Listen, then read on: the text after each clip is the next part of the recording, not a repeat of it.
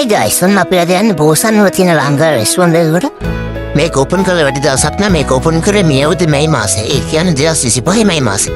බෝසන් station එකේ පැත්තේ මාම් structure එක තියෙනවා. එතන පිටිපස්සේ තමයි මේ කඩේ තියෙන්නේ.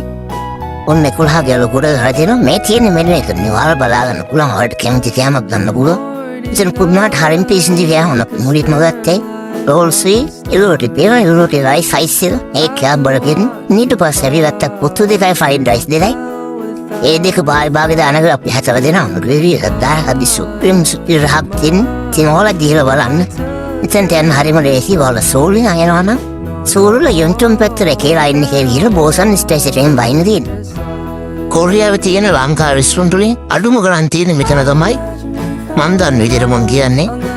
ඉතින් ඕලා කියලා බලන්න කාලා බලන්න මෙතන ඉතින් කෑම නම් සුපිරි. ඉතින් අජ්ජා වේවා.